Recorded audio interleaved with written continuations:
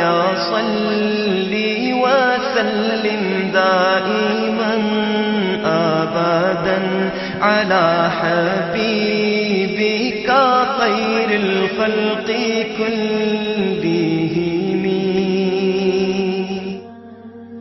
اس conference کی آخری کڑی یعنی آپ لوگوں کو ذہنی، علمی، فکری اور مشربی غذا دینے کے لیے حضور قائد ملت حضرت علامہ مولانا سید محمود اشرف الاشرفی الجیلانی صاحب سجادہ خانقاہ عالیہ اشرفیہ حسنیہ سرکار کلاں تشریف لا رہے ہیں. حضرت کا استقبال زوردار نعرہ تکبیر سے کریں. نعرہ تکبیر، نعرہ رسالت. نعبده ونصلي على رسوله الكريم. أما بعد، فأعوذ بالله من الشيطان الرجيم. بسم الله الرحمن الرحيم. يا أيها الذين آمنوا آمنوا. صدق الله مولانا العظيم وصدق رسوله النبي الكريم ونحن على ذلك لمن الشاهدين والشاكرين والحمد لله رب العالمين.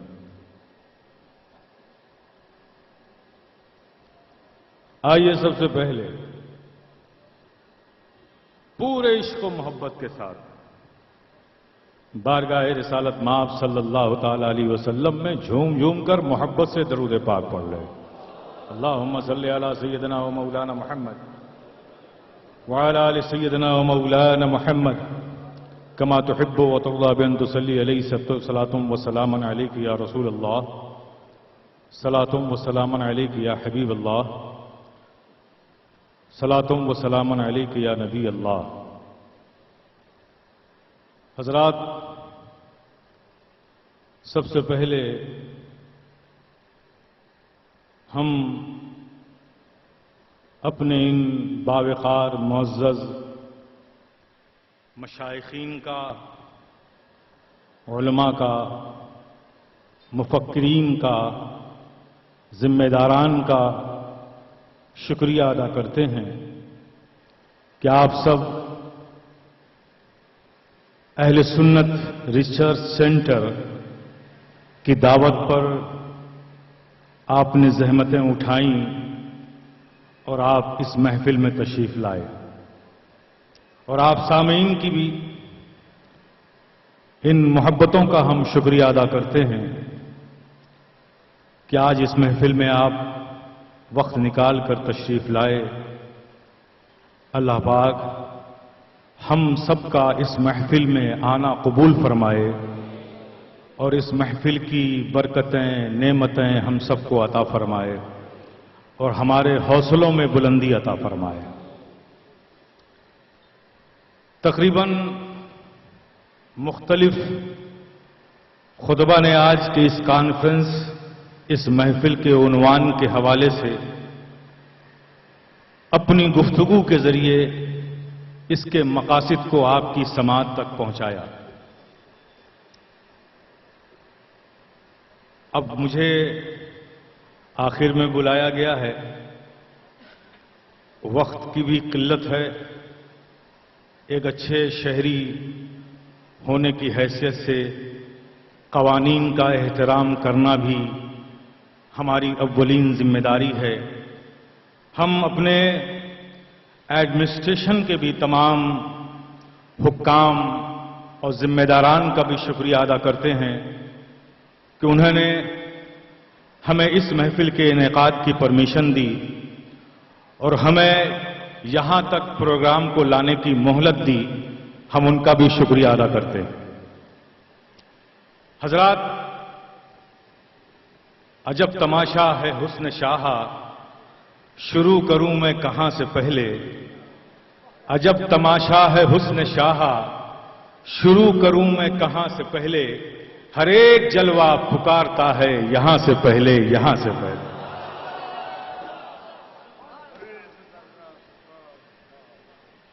یہ فقیر اشرفی گدائے جیلانی اپنی گفتگو کا آغاز آیت تلاوت کردہ آیت کریمہ کے حوالے سے شروع کرتا ہے۔ یا ایھا الذین آمنوا آمنوا، اے ایمان والو ایمان والے ہو جاؤ۔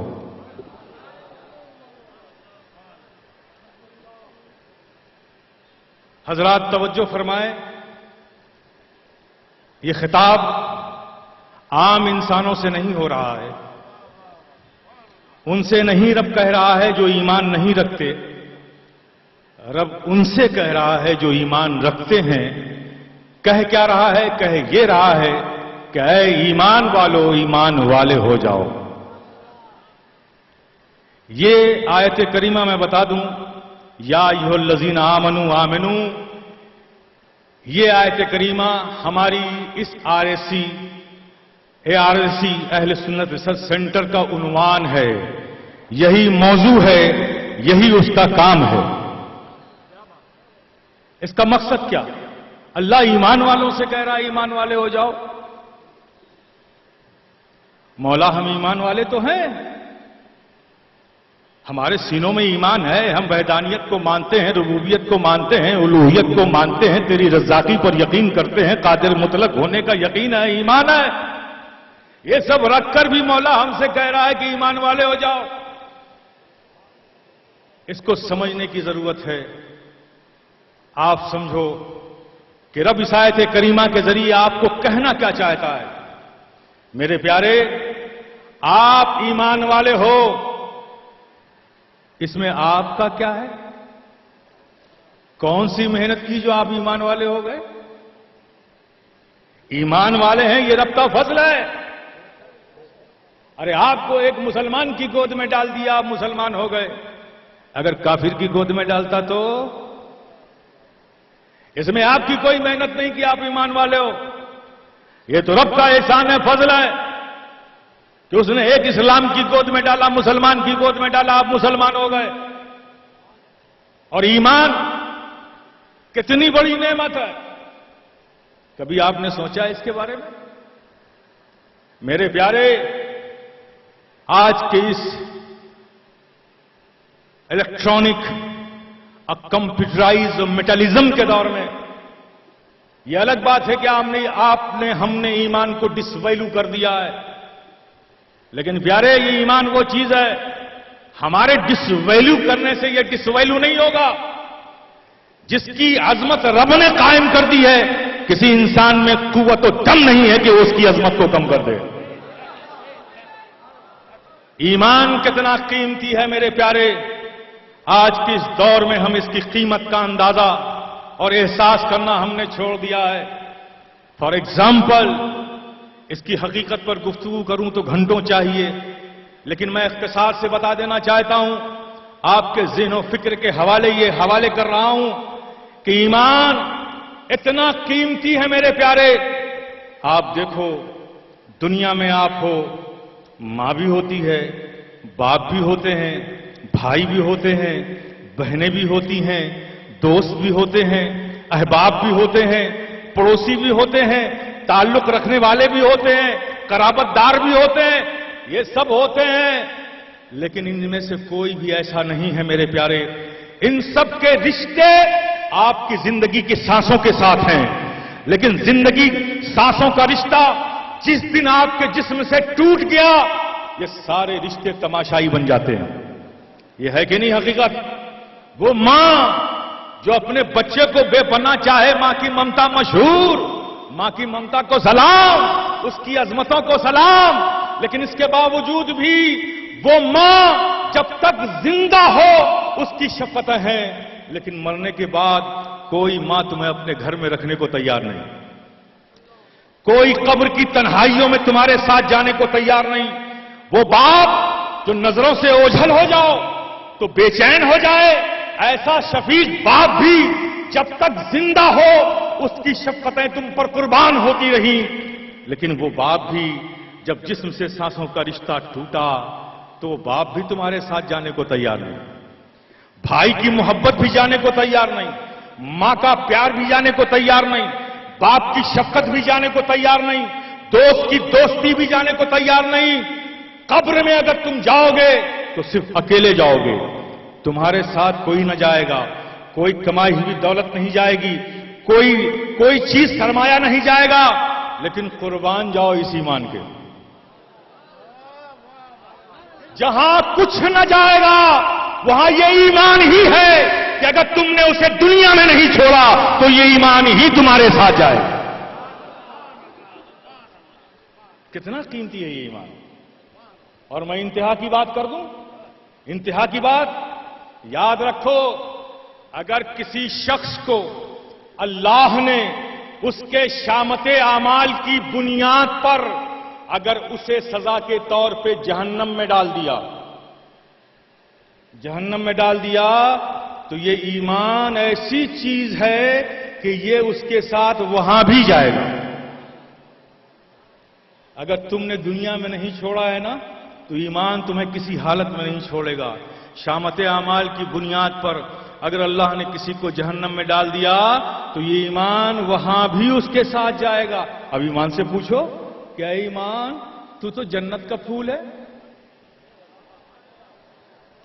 تو جنت کا پھول ہے, تو جہنم میں کیسے, تیرا یہاں کیا کام ہے, تو جنت کی چیز ہے, تجھے جنت میں رہنا چاہیے, تو جہنم میں کیسے آ گیا. تو قربان جاؤ اس ایمان کے.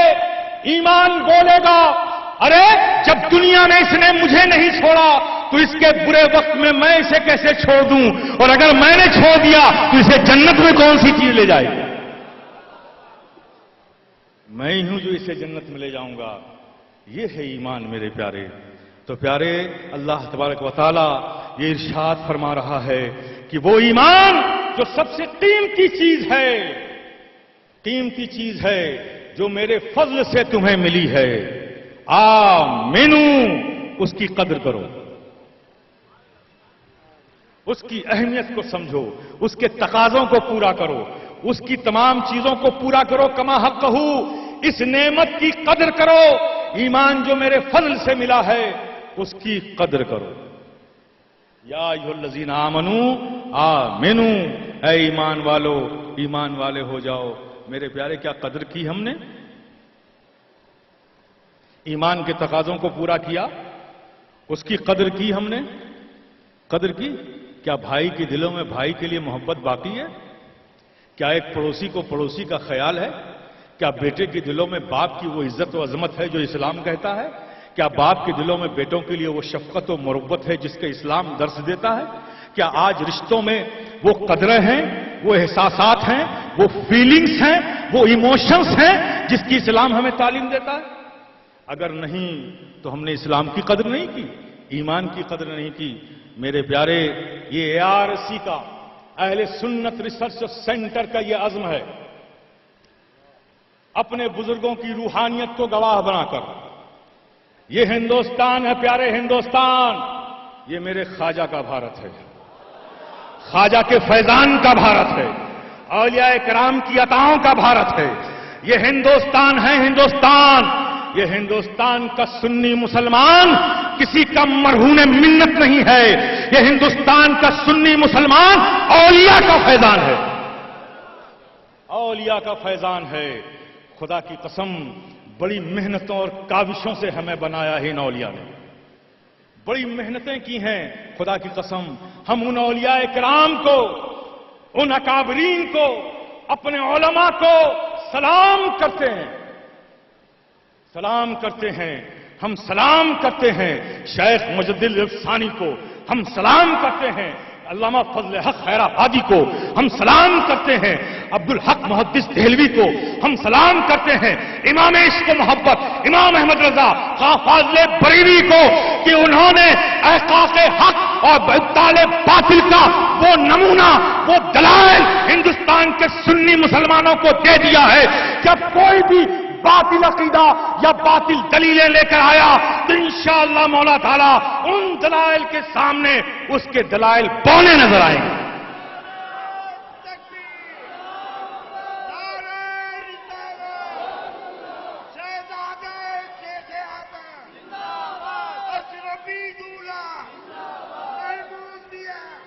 ہم کوئی نیا کام نہیں کر رہے, ہم کوئی نیا کام نہیں کر رہے ہیں، ہم تو اپنے بزرگوں کی دی ہوئی دلیلوں کو آسان کر کے ہر ایک سنی مسلمان کے ذہن و قلب میں اتارنے کا عزم کر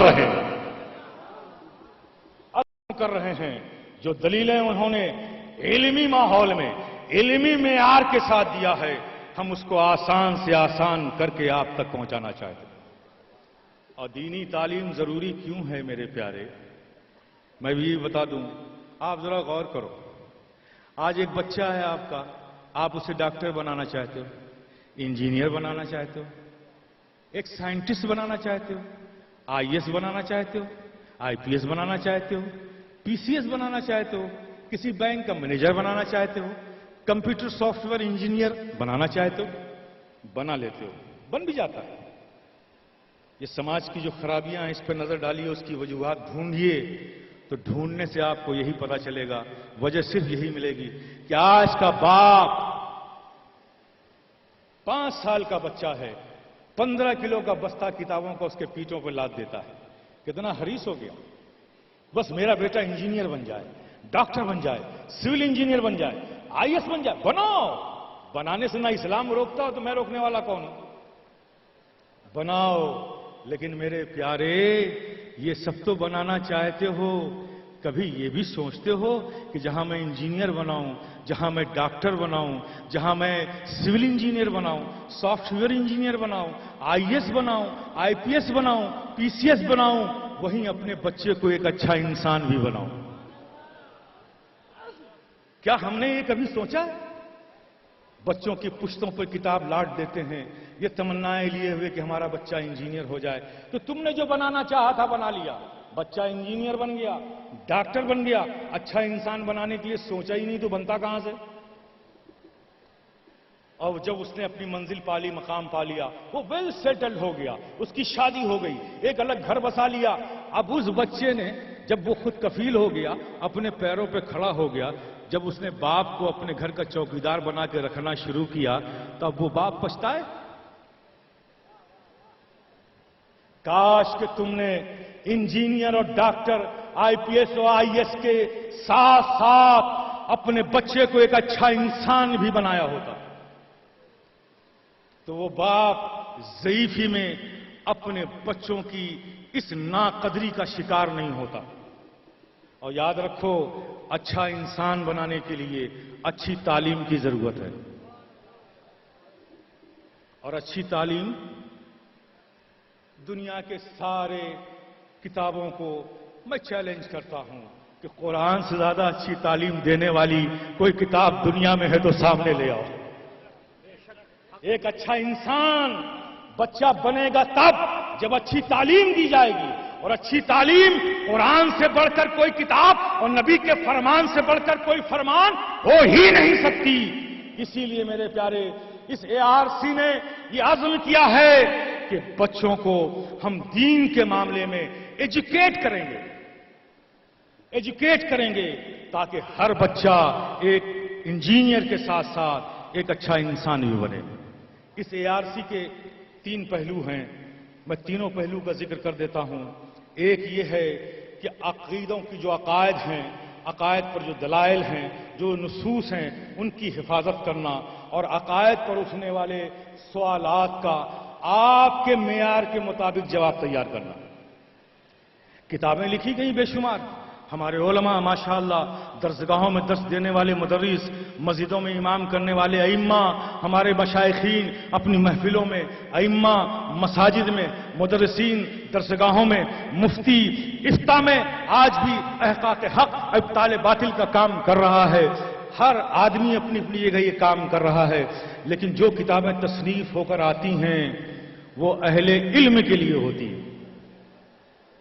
تو ARC کا کام یہ ہے کہ جو کتابیں، جو بھی سوالات اٹھیں گے انشاءاللہ مولا تعالیٰ، چاہے وہ عقیدے سے ریلیٹڈ ہوں، چاہے جو ہمارے معمولات، وہ معمولات اہل سنت والجماعت جسے علماء اور مشائخ کی تائید حاصل ہے، ایسے معمولات، اس پر اٹھنے والے سوالات کو انشاءاللہ مولا تعالیٰ ہم آپ کی سمجھ کے مطابق، چاہے وہ پرنٹ کے ذریعے ہو، چاہے آڈیوز کے ذریعے ہو، چاہے میڈیا کے ذریعے ہو، کسی بھی ذریعے سے ہو، کسی بھی سورس کا ہمیں استعمال کرنا پڑے، انشاءاللہ مولا تعالی ہم ان تمام اٹھنے والے سوالات جو آپ کے عقائد میں کنفیوژن پیدا کر دیں، جو آپ کی روش کو بدلنے میں الجھن پیدا کر دیں، ایسے تمام چیزوں کو انشاءاللہ تعالی ARC سوال جس اینگل سے آئے گا، جس معیار سے آئے گا، اگر الیکٹرانک پلیٹ فارم سے آئے گا تو ہم الیکٹرانک پلیٹ فارم سے جواب دیں گے، اگر پرنٹ سے آئے گا تو ہم پرنٹ سے جواب دیں گے، اگر کتاب کی شکل میں سوال آئے گا تو انشاءاللہ مولا تعالیٰ ARC کے نوجوان انشاءاللہ اللہ پاک ان کے حوصلوں میں بلندی عطا فرمائے اور ان علماء کی عمروں میں برکتیں عطا فرمائے انشاءاللہ مولا تعالیٰ۔ جال حق کو زہق الباطل ان الباطل کان زہوقا، حق ہی زندہ رہنے والی چیز ہے، باطل کو جانا ہے وہ جا کر رہے ہیں۔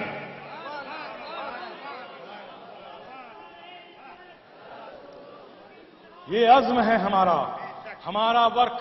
جب کسی بھی آرگنائزیشن کا کوئی کام شروع ہوتا ہے تو ایک اس کی ابتدا سٹارٹنگ پوائنٹ ہوتی ہے، ایک اس کی انتہا اینڈ پوائنٹ ہوتا ہے۔ ARC بھی بغیر کسی پروگرام کے کسی چیز کا کام شروع نہیں کیا، اس کا بھی ٹارگٹ ہے۔ بغیر ٹارگٹ کے کوئی چیز اچیو نہیں ہوتی ہے۔ ہم نے بھی ٹارگٹ بنایا ہے کہ پرنٹ سیکٹر میں، بکس کے، میگزین کے، پرنٹ آئٹم کے سیکٹر میں انشاءاللہ تعالی ہماری منزل یہ ہے کہ جتنے بھی اہل سنت والجماعت کے عقائد پر کتابیں ہیں، جو ہمارا ماخذ ہیں، جو ہماری دلیلیں ہیں، جسے بڑے حسن خوبی کے ساتھ، مکر و عیاری کے ساتھ اس میں تحریفات کی جا رہی ہیں، ہمارا ٹارگٹ یہ ہے وہ درسیات کی وہ کتابیں جو مدرسوں میں ہمارے بچے پڑھتے ہیں، وہ ہمارے مکتبے نہیں چھاپتے، انہی کے مکتبے چھاپ رہے ہیں، بچے ہمارے پڑھ رہے ہیں۔ اور اس میں بددیانتی کا اعلیٰ نمونہ یہ ہے کہ جن کتابوں کے متن کے سائیڈ میں کچھ نوٹ لکھے جاتے ہیں جسے حاشیہ کہتے ہیں، محشی لکھتے ہیں، وہ جو حاشیے اہل سنت والجماعت کے فیور میں تھے اس میں انہوں نے تبدیلی کر کے چھاپ دیا۔ یہ بددیانتی صدیوں سے ہو رہی ہے۔ تو ہمارا ٹارگٹ یہ ہے کہ بکس کے سیکٹر میں انشاءاللہ مولا تعالی ہم عقائد اہل سنت والجماعت کی تمام وہ کتابیں جو 250 سال 300 سال پرانی ہیں، لائبریریوں میں بوسیدہ ہو رہی ہیں، انشاءاللہ تعالی ان ساری کتابوں کو ہم خود چھاپیں گے۔ اور میڈیا کے سیکٹر میں ہمارا ٹارگٹ یہ ہے انشاءاللہ مولا تعالی خواجہ کے فیضان کے اس چھتر چھائے میں بستے اور جیتے ہوئے، بزرگوں کی چوکھٹوں سے ان کے کرم، ان کی عنایات کا صدقہ کھاتے ہوئے یہ فقیر اشرفی گدائے جیلانی انشاءاللہ مولا تعالی یہ عزم کرتا ہے اور آپ کے سامنے اپنے جذبات کا اظہار یوں کرتا ہے کہ انشاءاللہ مولا تعالی میڈیا کے لائن میں، میڈیا، الیکٹرانک میڈیا کے لائن میں انشاءاللہ تعالی ہمارا ٹارگٹ یہ ہے کہ ہمارا خود اپنا ایک اسلامک چینل ہو۔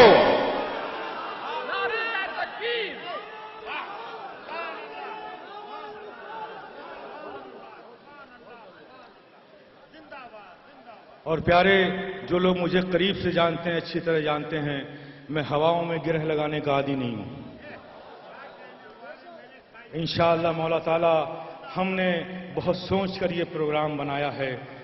ہمارے پروگرام کے 3 حصے ہیں، ایک عقائد کا حصہ ہے، ایک معمولات کا حصہ ہے، ایک تربیت کا حصہ ہے۔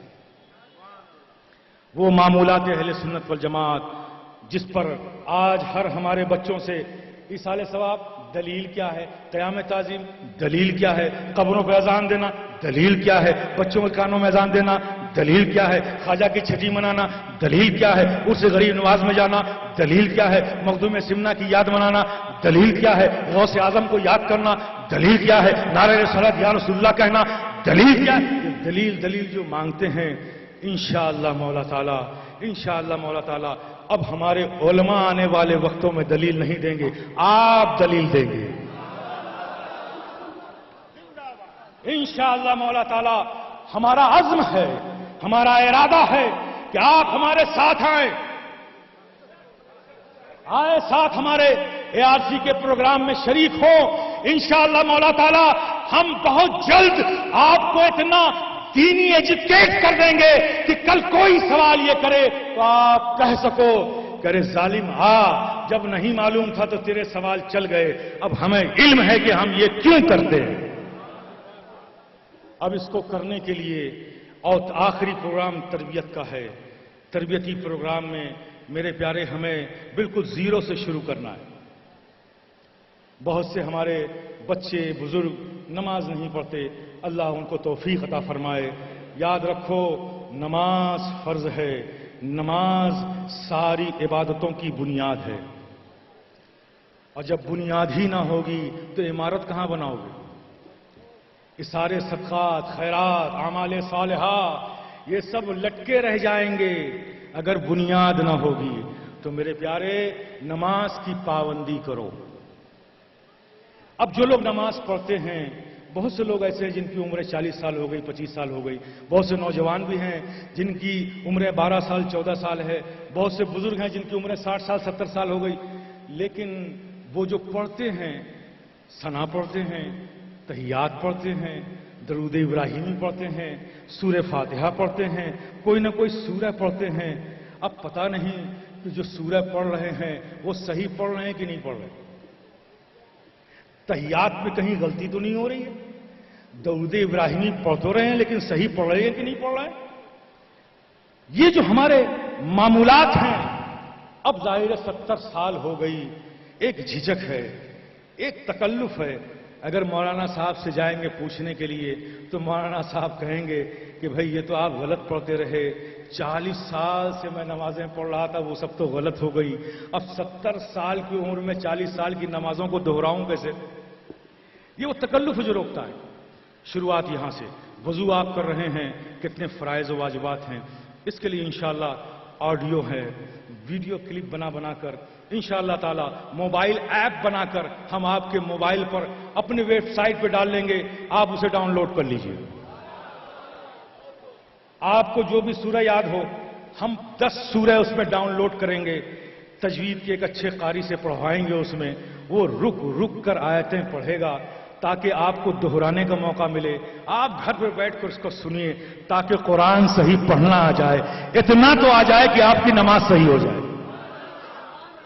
درود ابراہیمی پڑھی جائے گی، آپ اسے بھی دہرائیے، چونکہ قرآن ہے قرآن، اس کی آیتوں میں ایک حرف میں بھی زبر زیر کا فرق ہو گیا تو آپ بجائے ثواب کے حقدار بننے کے گنہگار ہو جائیں گے۔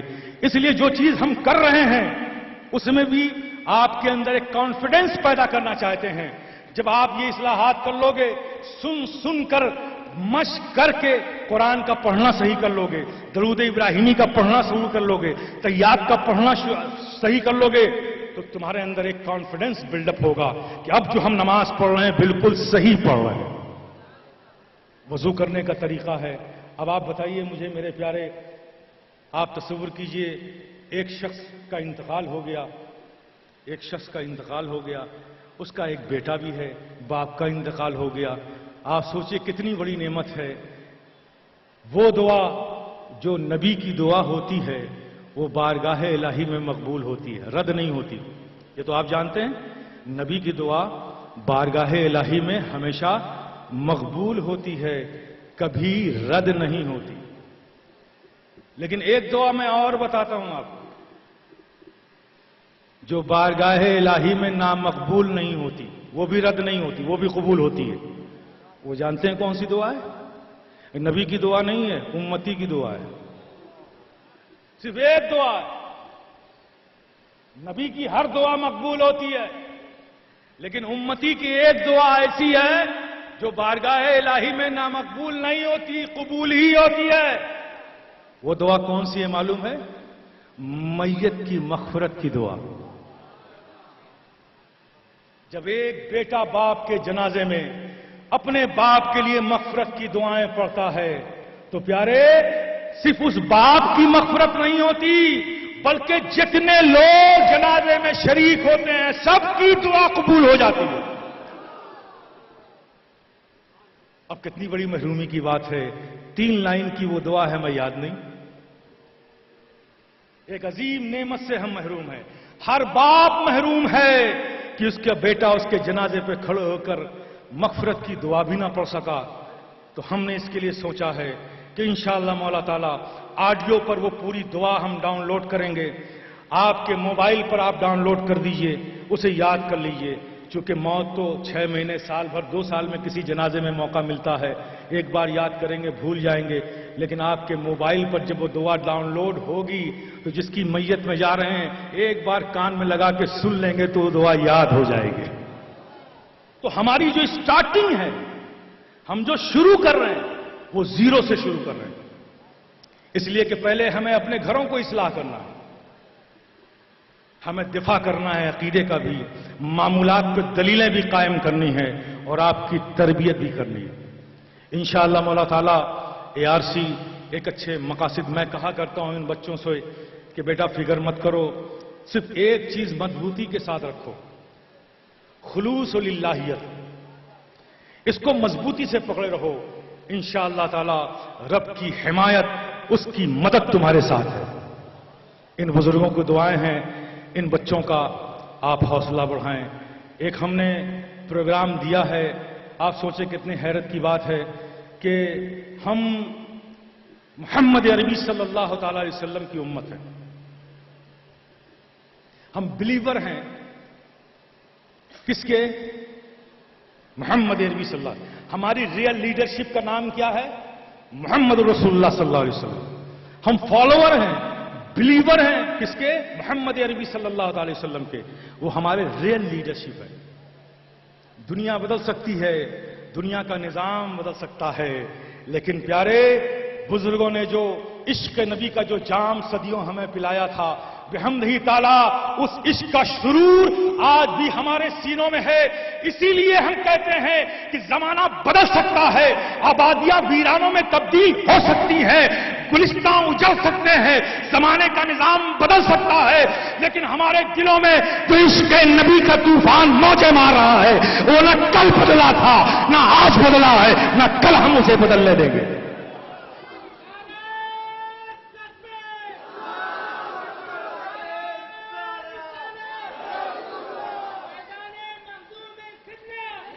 لیکن اس کے لیے صرف نعروں سے کام نہیں چلے گا. میرے پیارے, تمہیں خواجہ کی چوکھٹ مل گئی, تمہیں مخدوم سمنا کا در مل گیا, تمہیں محبوب الہی کی بارگاہ مل گئی, تمہیں قطب الدین بختیار کاکی کی بارگاہ مل گئی. یہ مل گئی تو اپنی نسلوں کو کیوں اس سے محروم کرنا چاہتے ہو؟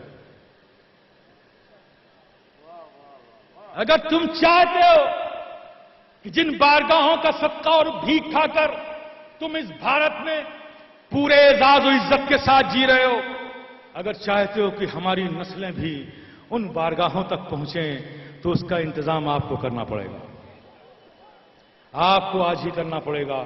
اس لیے میرے پیارے ARC کے لوگوں نے ایک عزم کیا ہے کہ یہ ساری چیزیں آڈیو کے ذریعے, ویڈیو کے ذریعے, چھوٹی چھوٹی کتابوں کے ذریعے. اب آپ تصور کیجئے ہم نبی کی امت ہیں, اگر کسی نے کہہ دیا ہم سے کہ تمہاری لیڈرشپ کا نام, آپ کہہ دو گے محمد عربی صلی اللہ علیہ وسلم. تو ٹھیک ہے بھائی, آپ کے لیڈر حقیقی ریئل لیڈر کا نام محمد عربی صلی اللہ علیہ وسلم ہے, تو ذرا ہمیں ان کے اون ورڈز میں ان کا کوئی قول سناؤ, ان کی کوئی بات بتاؤ. ہے کوئی ایسا کھڑا ہو کہ جو نبی کی ایک حدیث پڑھ کے سنا دے؟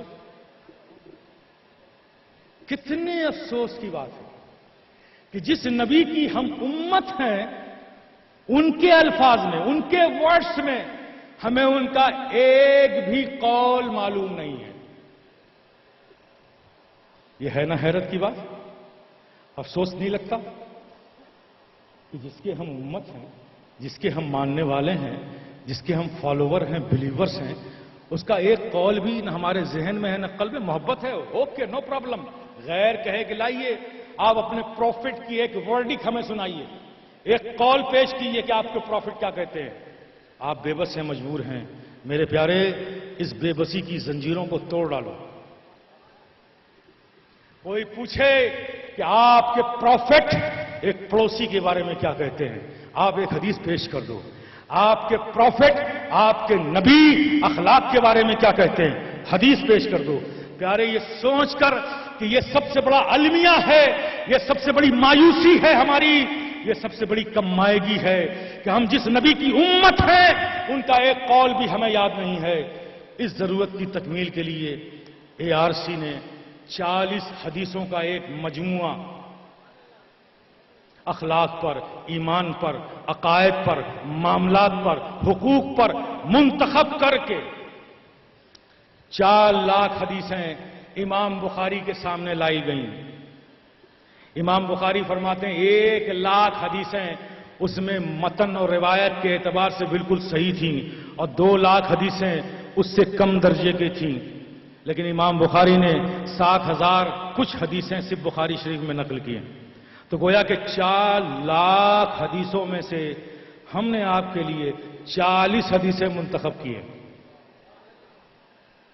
جو اخلاق پر ہیں، جو مروت پر ہیں، جو ایمان پر ہیں، عقائد پر ہیں، معمولات پر ہیں، اور کوئی بھی حدیث 2 لائن سے زیادہ نہیں۔ عربی میں حدیث بھی ہے، متن بھی ہے، اس کو انگلش میں بھی ہے، اس کا ایکسپلینیشن انگلش میں ہے، ہندی میں بھی انشاءاللہ ہم کریں گے، جو ضرورت ہوگی وہ ہم کریں گے۔ لیکن ایک ہم نے کورس چلایا ہوا ہے کہ 4 مہینے کے اندر جو ہمارا سنی نوجوان ان 40 حدیثوں کو یاد کر لے گا، انشاءاللہ مولا تعالیٰ 4 مہینے کے بعد پھر ہم ایک ایسا ہی اسٹیج لگائیں گے اور وہ 40 حدیثیں اسٹیج پہ آ کے سنا دے گا تو وہ اس محفل کا چیف گیسٹ ہوگا انشاءاللہ مولا تعالیٰ۔